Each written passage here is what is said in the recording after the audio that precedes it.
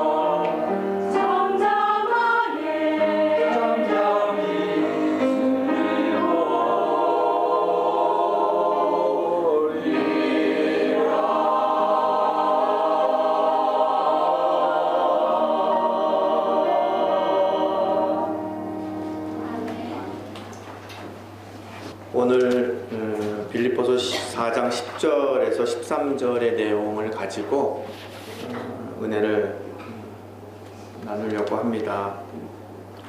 이 설교는 하나님의 말씀이 아닙니다. 제 말은 하나님의 말씀이 아닙니다.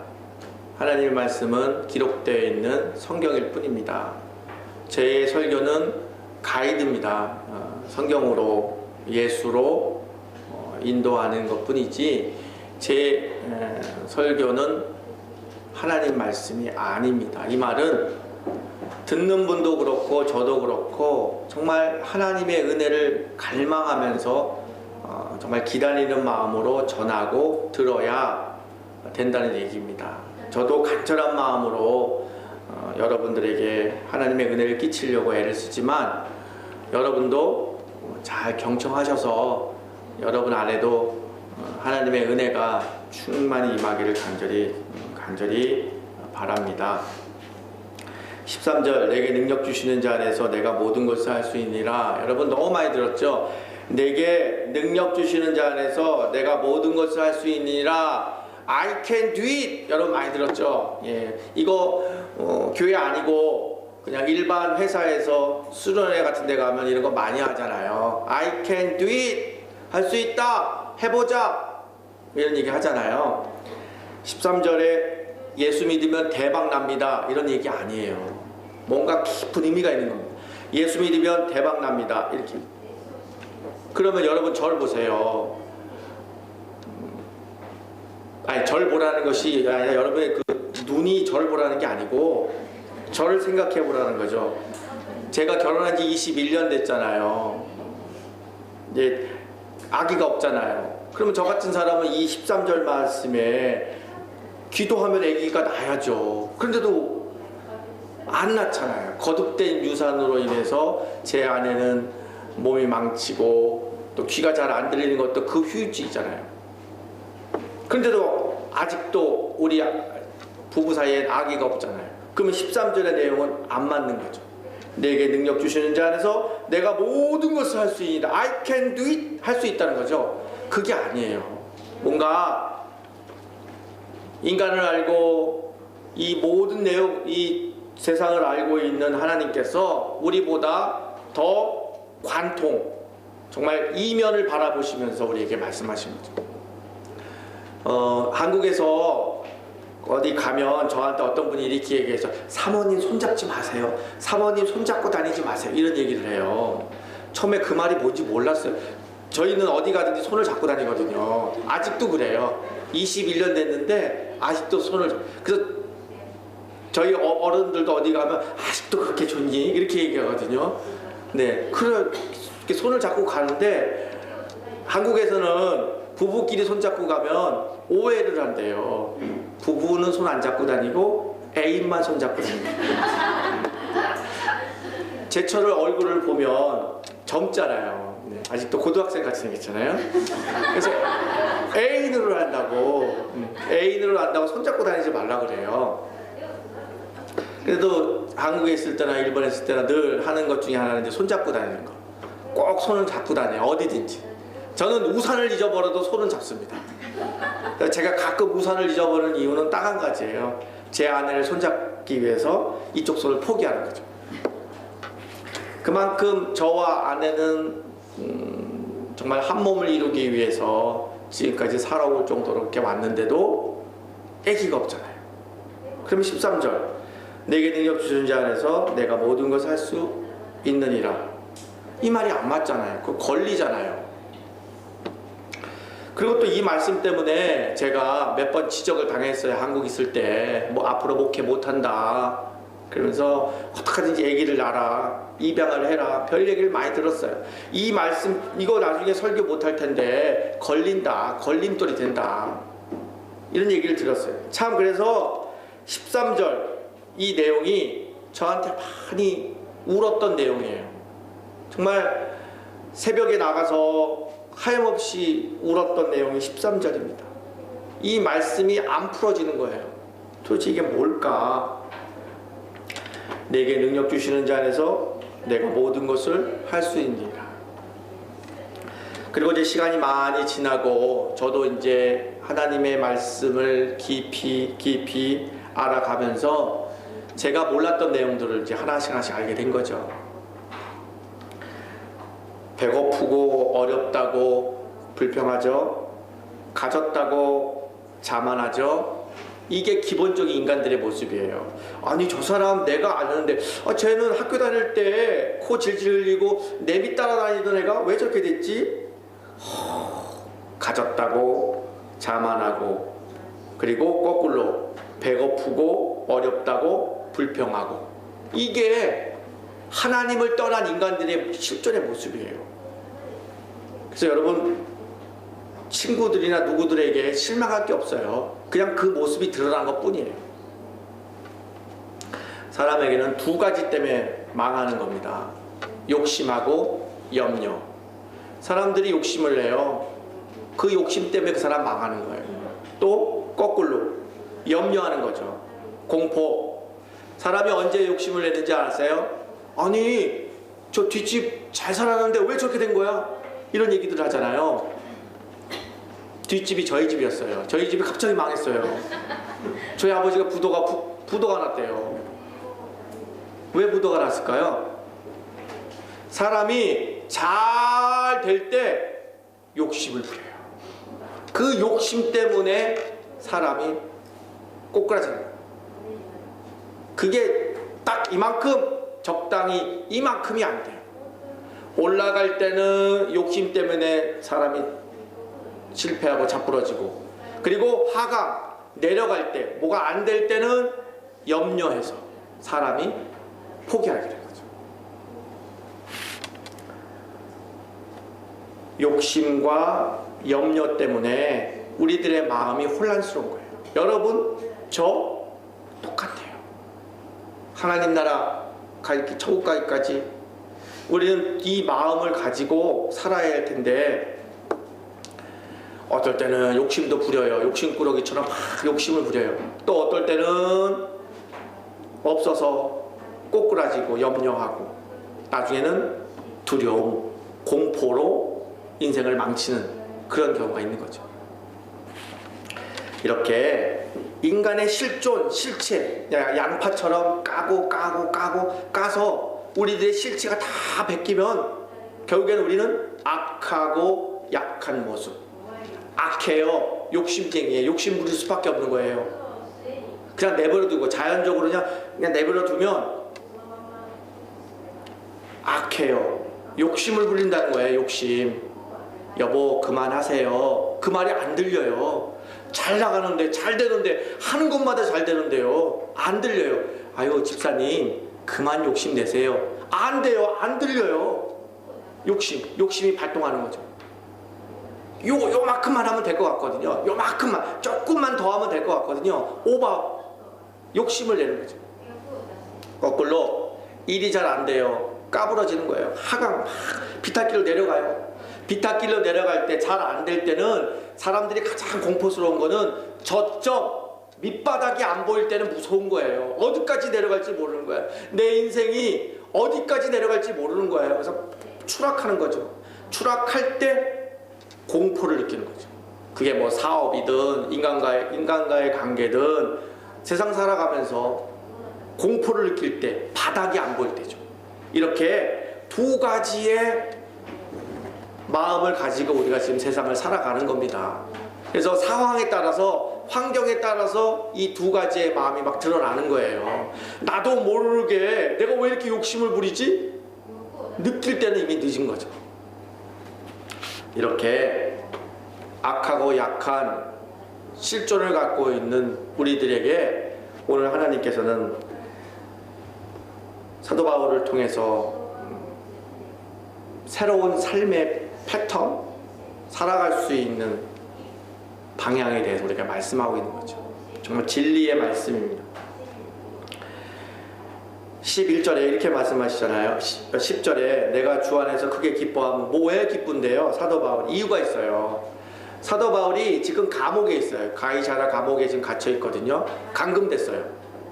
그리고 감금된 상태인데 사도 바울이 지금 왜 기뻐하냐면, 사도 바울은 고린도 교회의 오해를 받고 있어요. 그리고 빌립보 교회랑은 연락이 안 되고 있어요. 사도 바울은 고린도 교회 교인들이 사도 바울에 대해서 오해하고 있어요. 돈 좋아하고 돈 모아서 물질 좋아한다. 그래서 지금 오해하고 있어요. 그런데다가 빌립보 교회와는 관계가 끊어져서 연락이 안 되고 있어요. 그래서 사도 바울이 되게 걱정을 했었는데 10절에 내가 주 안에서 크게 기뻐하면 너희가 나를 생각하던 것이 이제 다시 싹이 남이라, 다시 연락이 됐다는 거죠. 너희가 또한 이를 위하여 생각하였으니 기회가 없으니라. 빌립보 교회인한테 자기 입장, 사도 바울의 입장을 막 설명하고 싶은데 그게 안 됐었던 거죠. 그런데 다시 연락이 됐어요. 이제부터 중요해요. 했는데 사도 바울이 노년에 이 할아버지가 천국도 갔다 왔잖아요.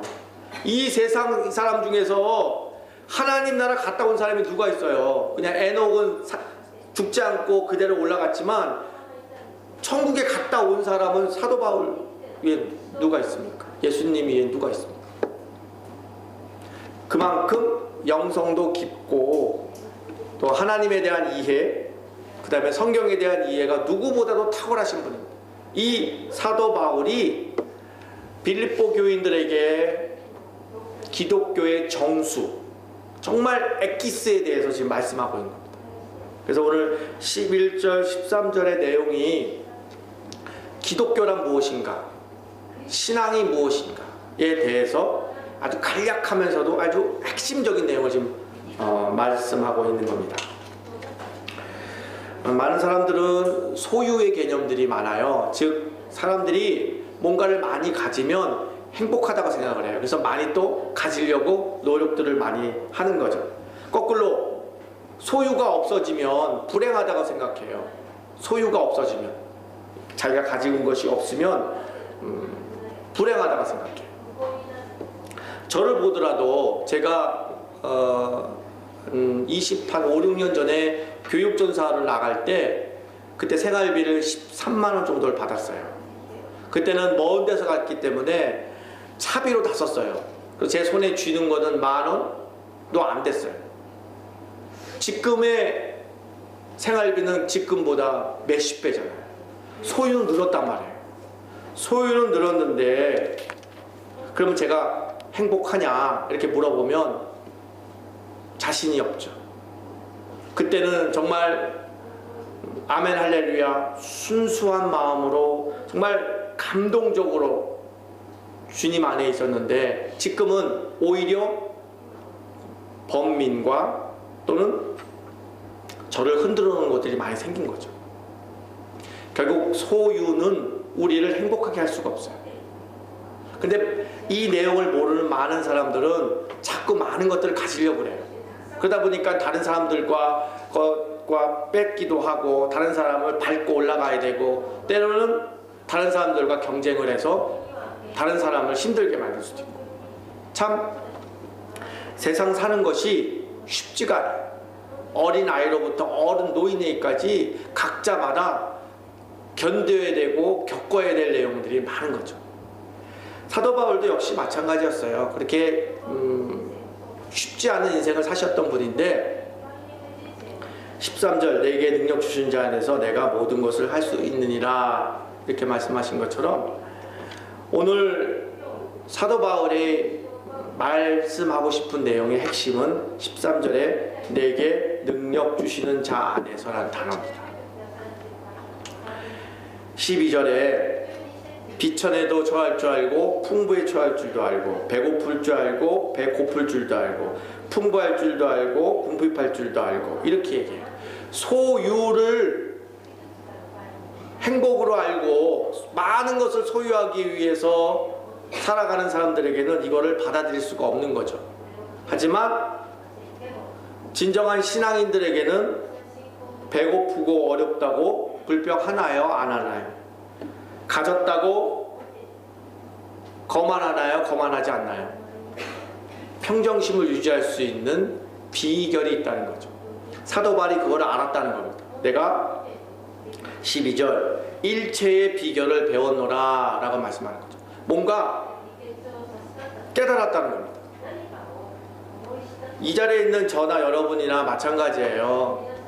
주 예수 모신 곳이 어느 곳이나 천국이다 라고 말을 하지만 우리가 마음이 감정이 왔다 갔다 하잖아요. 더운 물 찬물 좋을 때 힘들 때 이게 왔다 갔다 한답니다. 사도 바울도 마찬가지였을 거예요. 아무리 천국에 갔다 와도 육체를 갖고 있는지라 악하고 약한 본성을 갖고 있는 그에게도 왔다 갔다 했을 겁니다. 근데 그 왔다 갔다 했는데도 불구하고 사도 바울은 일체의 비결을 배웠노라 라고 고백을 해요. 정말 놀라운 내용을 말씀하려는 듯한 뉘앙스를 받습니다. 그런데 13절에 보니까 내게 능력 주시는 자 안에서 내가 모든 것을 할 수 있느니라 이렇게 말씀했어요. 이게 비결이라고 하는데 좀 더 자극적이고 좀 더 내용이 좀 뭐 다른 것이 있어야 될 텐데도 불구하고 13절 내게 능력 주시는 자 안에서 내가 모든 것을 할 수 있느니라. 어쩌보면 여러분이 많이 들었던 내용일 수도 있어요. 그렇지만 13절의 내용은 사실 아주 깊습니다. 내게 능력 주시는 자 안에서 내가 모든 것을 할 수 있느니라. 내게 능력 주시는 자 안에서, 주 안에서 라는 단어죠. 누군가가 한국에서 전화를 하면, 뭐 연락으로 오면 저에게 어떠세요? 요즘 좋으세요? 목회 재밌으세요? 이렇게 물어보면 제 대답이 꾸준해야 되지 않습니까? 근데 어떨 때는 왔다 갔다 하는 경우도 있어요. 언제 제가 왔다 갔다 하는지 아십니까?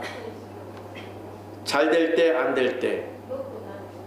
오히려 일이 잘 안 풀릴 때가 아니라 일이 잘 풀릴 때 제 마음이 혼란이 올 수가 있어요. 왜 그런지 아세요?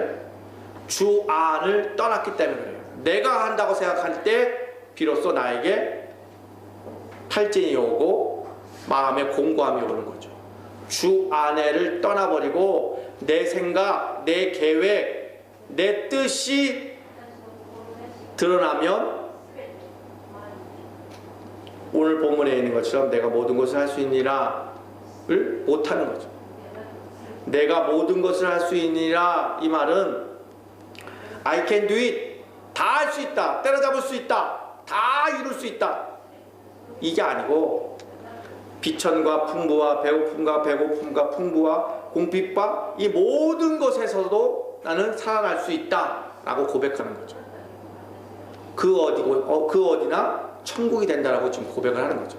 지금 사도 바울은 감옥에 있어요. 감옥에 있는 사람이 이렇게 지금 고백을 하는 거죠. 그런데 문제는 주 안에서라는 단어입니다. 주 안에서. 예수님은 말씀이 육신이 됐잖아요.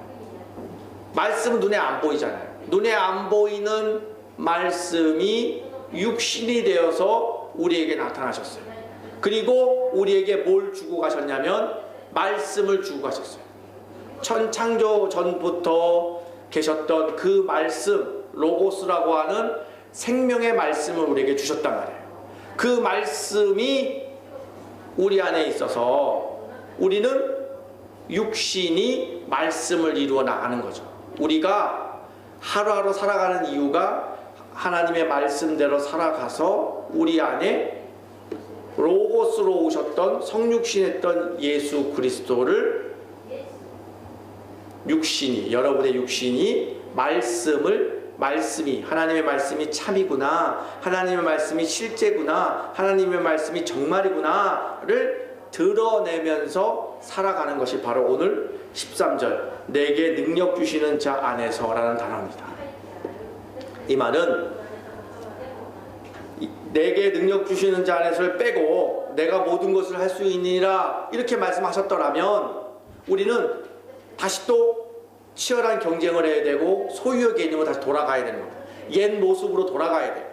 옛 모습으로 돌아가서 사람들과 치열하게 경쟁을 해서 남의 것을 뺏어야 되고 남의 걸 밟고 올라가야 되고 계속 경쟁해서 살 수밖에 없는 비참한 삶을 살 수밖에 없는 거죠. 하지만 옛사람을 끊고 새로운 사람, 새로운 모습으로 돌아왔다는 것은 바로 주 안에서 살아가는 것이죠. 주 안에서 살아간다, 아주 쉽게 얘기하면 예수님이 도와주신다는 것이죠. 내 힘으로 살아가는 것이 아니라 예수님의 주시는 능력을 가지고 예수가 주시는 생명을 가지고 살아간다는 거죠. 이해를 돕기 위해서요, 제가 누구를 사랑하고 누구를 존중할 수 있는 힘이 저에게 있겠습니까? 천만의 말씀 속지 마세요. 속지 마십시오. 목사라고 천사처럼 팍 변해갖고 모든 사람을 다 관용하고 모든 사람을 다 받아들일 수 있는 넉넉함이 없어요. 없습니다. 이거 잃어버리면요, 목사 탈진되고 그냥 무너지는 겁니다. 여러분 잘 알다시피 요즘 일본 동경 안에서 가장 큰 교회의 목사님이 여자 문제로 인해서 문제가 생겨서 지난주일날 교인들 앞에 무릎 꿇고 빌고 다 그만뒀어요. 저도 주 안에서를 놓치면 그렇게 되는 거예요. 교인들을 진실로 존중하게 여기고 교인들을 사랑하고 용서하고 관용을 베풀 수 있는 이유가 뭐냐? 주 안에 있을 때가 되는 거예요. 예수의 말씀이 제 안에 있어야 되지 제 생각을 가지면 할 수 없어요. 누구를 용서해요? 누구를 사랑을 해요? 편애하고 내가 편한 사람만 가까이 가게 되고 내가 나를 좋아하는 사람만 가까이 가지. 그거 안 돼요. 주 안에서 있을 때 비로소 누군가를 사랑하고 용서하고 베풀 수 있어요. 남 얘기 아니에요. 여러분 얘기예요. 한국에 제가 속해 있던 교단에, 제가 속해 있던 노회에 대한민국에서 장로교에서 가장 큰 교회에, 그 교회에 장로님이 3주 전에 아파트에서 떨어져서 죽었어요. 그렇게 은혜로운 교회의 장로님이 아파트에서 떨어져서 자살했어요. 지금은 이런 시대입니다. 역사적 종말을 앞에 둔 이 시대에 혼탁한 시대예요. 텔레비만 여러분 켜보세요. 텔레비만 켜면 제정신이라면 볼 수 없어요. 그냥 다시 꺼야 돼요. 너무 비참하고 마음이 너무 아픈 거죠. 너무 아파요. 여러분의 멀지도 않아요. 여러분의 친구들 얘기만 들어보세요. 그냥 멀리 있는 히로시마 얘기 듣지 마시고 여러분 가족 얘기, 여러분의 남편, 자식 얘기만 들어보세요. 마음이 너무 아프지. 견디지 못해요. 그냥 선한 양심만 갖고 있어도 여러분의 가족들 얘기만 들어도 마음이 너무 아파요. 어떻게 이렇게 인생을 이렇게 살았을까? 이렇게 어렵게 살았을까? 여러분 가족들이 그냥 진지하게 자기 속마음을 얘기 안 해서 그렇지 털어놓기 시작하면 정말 너무 마음이 아파요. 너무 마음이 아파요. 이 지경으로 살았을까? 얼마나 무서웠을까? 얼마나 무서웠을까? 얼마나 무서워서 떨었을까? 다 왜 그래요? 자기가 가지고 있는 실존, 욕심과 두려움, 공포로 감정이 막 혼란스러운 거예요. 지금 사회에 나타나는 현상들, 그 은혜롭고 10만 명이 모이는 은혜롭다고 하는 그 교회에 코앞에 있는 장로님이 아파트에서 떨어져서 자살했다니까요. 정말 고나고 고난 이 시대에 살고 있는 우리들이 13절의 말씀, 내게 능력 주시는 자 안에서 감옥에 갇혀서 꼼짝달짝을 못하는 그분이 해안을 가지고 관통하여서 비밀, 비법, 비결에 대해서 말씀하고 있어요. 하지만 많은 사람들이 이렇게 얘기하죠. 다 안다고요. 다 들었다고요. 제가 교회를 다녔는데 얼마나 다녔는데 다 안다고요. 이렇게 얘기를 해요. 저도 그렇게 핑계, 변명을 댔었죠. 정말 인생의 큰 고난 가운데 있을 때에도 이런 얘기 들으면 다 안다고요. 항변했죠. 여러분 건강한 사람들의 비법을 여러분 잘 보세요. 건강한 사람들 적게 먹고 운동 많이 합니다. 그게 기본입니다. 약을 많이 먹거나 좋은 의사를 알거나 그렇다고 건강하지 않아요. 그런 사람들 대부분 보면 오히려 건강이 좋지 않아요. 진짜 건강한 사람은 기본, 기초 적게 먹고 운동 많이 하는 이런 사람들이 건강해요. 신앙도 마찬가지예요. 주 안에서 많이 들었잖아요. 주 안에서 빌립보서 4장에 이렇게 말씀하세요. 기뻐하라, 감사하라, 기도하라, 쉬지 말고 기도하라 이렇게 말씀하시거든요. 다 알아요. 하지만 그렇게 안 살아요. 그렇게 안 살아요. 치열하게 죽게 당하기 위해서 몸부림치지를 않는 거예요. 그냥 하나님 아버지가 주시는 것만 관심이 있지 아버지에 대해서는 별로 관심이 많지가 않죠. 우리는 내게 능력 주시는 자 안에서 이 말의 의미, 본말을 우리가 깊이 깨닫고 사도 바울이 얼마나 감옥에서 치열하게 살았는지 우리는 깨달아야 돼요. 사도 바울이 그냥 하늘 손 들고 기도하면 하늘로부터 뭐가 쑥 내려와서 충만한 게 아니에요. 감옥에 갇혀 있으면서도 사도 바울은 어떻게 살았는지 우리는 조금씩은 알아가야 되는 거죠. 기뻐하라, 감사하라, 쉬지 말고 기도하라. 그렇게 산 거예요. 여러분, 교회 말고 바깥에 나가서 세상에 좋은 얘기들 많이 듣잖아요. 훌륭하신 분들이 많이 텔레비에서도 그렇고 또 뭐 모임에 가면 좋은 얘기 많이 하잖아요. 좋은 얘기는 많은데 여러분이 감동을 받거나 감격스러운 눈물을 흘릴 경우가 별로 없잖아요. 왜 그런지 아세요?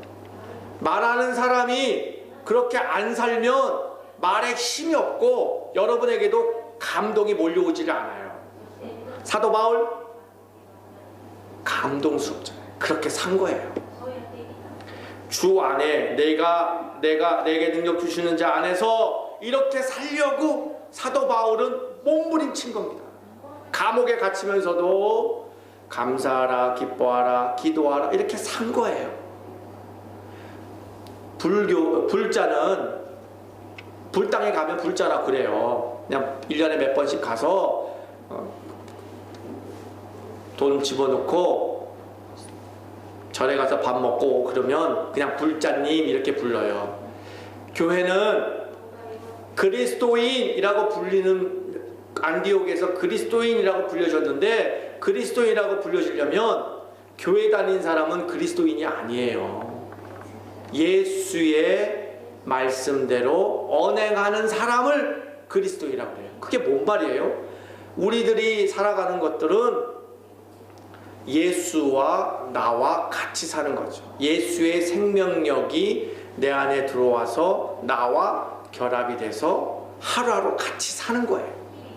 뭘 살아요? 예수가 우리에게 말씀을 두고 가셨잖아요. 그 말씀을 붙잡고 하루하루 예수와 같이 사는 겁니다. 그게 내게 능력 주신 자 안에서라는 말이에요. 일본에 들어와서 제가 이제 블로그들 몇 개를 이렇게 보면 특히 한국에서 한국 여성분이 일본에 들어와서 블로그를 이렇게 만드는 분들이 몇 분 계세요. 아주 파워 블로거라고 그러죠. 유명한 블로거들이 몇 개 있어요. 그 중에서 누가 저한테 소개해줘서 이렇게 보니까 K의 일본 생활 집사님 K가 아니고 여자분이에요. K의 일본 생활이라는 블로그가 있어요. 거기에는 여자분은 한국분인데 일본 남자분이랑 사랑을 해서 시집을 왔어요. 그래서 일본 살아요. 근데 남자분은 교회 안 다녀요. 여자분만 교회 다녀요. 근데 이런 글들이 있어요. 교회 다니지 않는 일본 남편이 이렇게 얘기합니다. 여보, 교회 안 다니는 하나님 믿지 않는 나도 살아가면서 다 감사하다고 얘기하고 사는데 당신은 하나님을 믿는 사람이 당신 필요한 것만 달라고 기도하고 감사하다고 얘기하지 않으면 나라도 당신한테 안 해줄 것 같아. 이렇게. 저도 일본 살면서 일본 백성들은 하나님께서 준비해 주신 백성이라는 걸 여러 번 느낍니다. 언어라든가 생활도 마지막 때에 하나님께서 쓰실 백성이라고 저는 확신을 합니다. 다만 예수를 몰라 하나님이 어떤 분인지를 모르기 때문에 그렇지 모르는 그분에 대한 경외심은 있는 백성들입니다. 그것처럼 아는 게 중요한 것이 아니라 내게 능력 주시는 자 안에서 주 안에서 하루하루 치열하게 살아가는 것이 그것이 중요한 겁니다. 그래서 우리 이 자리에 있는 여러분들도 마찬가지입니다. 정말 우리가 각성하고 정신을 차리고 집중하여서 예수를 바라봐야 됩니다. 그리고 예수가 주신 말씀대로 살아가려고 정말 애써야 됩니다. 몸부림쳐야 됩니다. 그냥 자동으로 쑥 오지 않아요. 내게 능력 주시는 자 안에서 이 단어 자체가 저는 사도 바울의 그 몸부림치는 정말 결사가고 정말 생명을 걸 정도로 애썼다는 모습이 확 와닿습니다. 뭐 어떻게 살아야 되는데요? 빌보 4장에 다 말씀하세요. 기뻐하라, 감사하라, 쉬지 말고 기도하라. 식사기도 하시나요? 식사기도 가지고는 안 돼요. 정말 여러분 하루에 일정하게 기도하셔야 됩니다. 기도해야 됩니다. 쉬지 말고 기도. 그냥 여러분 목사기 때문에 교회를 경영하거나 교회를 운영하기 위해서 여러분에게 얘기하는 게 아닙니다. 정말 저는 적어도 이 시간에는 여러분의 생명이 달려있다고 보는 겁니다. 제 말 한마디 한마디 때문에 여러분이 죽느냐 사느냐에 걸려있다고 보기 때문에 저도 신중하게 얘기하는 겁니다. 이 한마디 한마디 여러분이 죽을 수도 있고 살 수도 있는 겁니다. 어느 목사가 내 설교 듣고 20년 설교 들었던 그 성도가 아파트에서 떨어져서 이를 바라게 된 사람이 누가 있겠습니까? 그런 일이 벌어졌어요. 여러분들도 마찬가지입니다. 부디 제발 보이는 것에 속아서 욕심부리거나 또는 너무 공포를 느껴서 인생을 포기하는 그런 일이 없이 주 안에서 살기 위해서 치열하게 살아셔야 됩니다. 주어진 24시간을 정말 쉬지 말고 기도하라. 일정한 시간을 내서 기도하든 또는 무슨 일을 하든지 하나님 앞에 마음을 집중해서 드리고 그리고 기뻐하고 감사하고 우리가 지난주에 우리가 말씀 나눈 것처럼 신앙의 시작은 언어의 변화예요. 거듭난 언어. 그냥 불평하고 불만할 수밖에 없는 우리들이에요. 그냥 놔두면 불평하고 불만할 수밖에 없어요. 자꾸 남이랑 비교하니까. 왜냐하면 옛사람은 소유의 개념이 있기 때문에 내가 남보다 더 많이 가지고 있어야 된다고 생각하기 때문에 자꾸 비교하다 보니까 불만을 하고 불평을 하는 거죠. 옛사람을 끊어버리고 새 사람이 될 수 있는 거는 내가 내뱉는 말, 무슨 말을 내뱉느냐, 기뻐하고 감사하고. 뭐 다른 사람들이 이렇게 얘기해요. 목사님 이중적 아니에요? 마음은 그렇지 않으면서 입은 그렇게 얘기하고 이중적 인격이에요. 이런 얘기를 많이 들었어요. 참 인간에 대한 이해가 없는 거죠. 그렇죠? 언제 당신 마음이 평안을 얻을 건데 이렇게 물어보면요 사람들이 우물쭈물 하거든요. 공동묘지 한번 가보세요. 공원묘지 가보세요. 그때는 조용히 아무 불만이 없어요. 그때까지는 우리가 악하고 약한 모습을 갖고 있기 때문에 어쩔 수 없어요. 그래서 언어의 변화, 언어가 변화돼서 감사함을 고백하고 감사로 해독하는 거죠. 남편, 자식, 모든 사람의 말들을 우리의 감사함으로 해독하면서 사는 거죠. 쉽지 않아요. 하지만 주 안에서 살기 위해서 우리는 몸부림치는 겁니다. 내가 아닌 내 계획, 내 뜻, 내 생각이 아닌 주 안에서 주님이 주신 말씀을 가지고 살려고 24시간 산다 보면 다음에 내가 모든 것을 할 수 있느니라 I can do it 대박 난다 이게 아니고 그 어디나 천국이라는 거죠. 그 말이 뭐냐면 여러분 5분 후에 여러분 인생에 어떤 일이 벌어질지 아시는 분 아무도 없습니다. 5분 후에 내 인생 가운데 어떤 일이 벌어질지 아무도 모르는 거예요. 하지만 우리는 주 안에서 살고 있기 때문에 내가 모든 것을 할 수 있느니라 평정심, 배부르나 배고프나 있으나 없으나 마음이 늘 똑같다는 거죠. 나이 드신 어른들한테 물어보면요 이렇게 선물을 하면 어르신들 80이 넘으신 어른들한테 선물하면 안 좋아하세요. 이렇게 좋은 걸 갖다 주면 좋아하지를 않으세요. 어린 저는 왜 안 좋아하시지? 아이 좋아라. 춤을 추시든지 박수를 치든지 좋아해야 되는데 안 좋아하세요. 그렇지만 제가 철이 나고 나서부터 알았어요. 어른들의 마음은 이거를 하나 저거를 하나 좋은 거 나쁜 거 변덕이 없으신 거예요. 있으나 없으나 마음이 똑같은 거죠. 하지만 저같이 철이 없는 사람은 좋고 나쁨이 이렇게 왔다 갔다 하는 거죠. 우리 인생 가운데 당장 5분 안에 뭐가 벌어질지 모르는 이런 인생을 살아가는 우리들에게 무엇이든지 평정심을 가지고 무슨 일이 생기더라도 항상 기뻐하고 감사하고 살아갈 수 있는 비결은 바로 주 안에서 살 때일 것입니다. 우리 사랑하는 동경제일 가족 여러분, 예수를 믿으면 정말 행복해질 수 있을까요? 이렇게 얘기하면 여러분 자꾸 머릿속에 작동이 일어나죠. 소유를 자꾸 생각해요.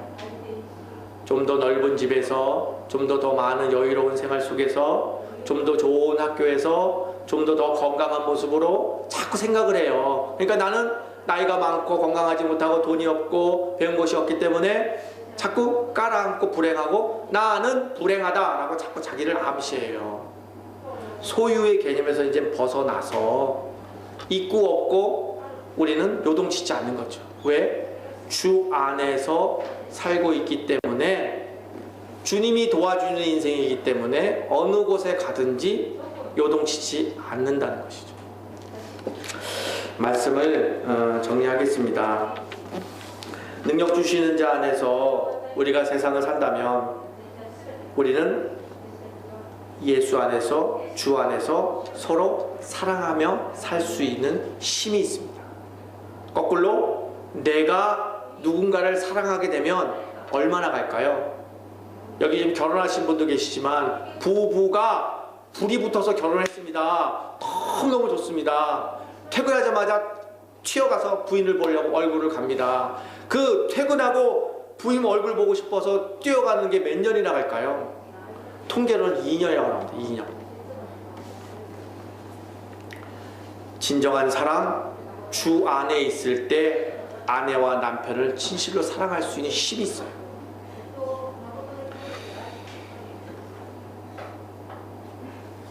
우리 지영자매는 주 안에 있기 때문에 괜찮습니다. 평생 갈 겁니다.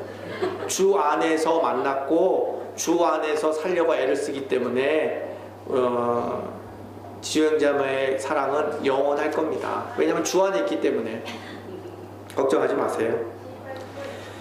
그리고 우리 형도들끼리도 마찬가지예요. 여러분 집에서도 마찬가지입니다. 서로 용서하고 용납할 수 있는 힘이 어디냐. 한 번은 넘어갈 수 있죠. 똑같은 잘못 2번 하고 3번 해보세요. 비록 부모님이라도 자식들한테 화나죠. 하지만 주 안에 있을 때에 비로소 용서가 되고 용납이 될 수 있는 힘이 있는 겁니다. 그러면 인생 살만합니다. 행복한 인생이 될 수 있다는 것이죠. 부디 제발 내가 하려고 하지 마시고 주 안에서 주님의 도우심으로 아름다운 인생 이루시길 간절히 축원드립니다. 기도드리겠습니다. 주님을 모신 그 어디나 천국임을 저희들이 알게 하시고, 배고프고 어려워도 불평하지 않고 많이 가지고 있어도 자만하지 않고 늘 주 안에서 하루하루 살아갈 수 있도록 저희를 인도하신 하나님, 부름받은 우리 귀한 성도들, 하나님이 주신 사명이 있는지라 이곳에 살고 있습니다. 그 사명 감당하기 위해서 우리 귀한 성도들 은혜 충만할 수 있도록 우리 하나님 인도해 주시옵소서. 감사하며 예수님의 이름으로 기도드리옵나이다. 아멘.